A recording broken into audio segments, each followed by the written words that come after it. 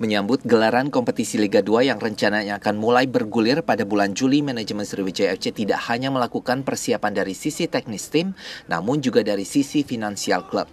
Saat ini kondisi keuangan klub aman dan secara bertahap akan terpenuhi sebelum kompetisi resmi bergulir.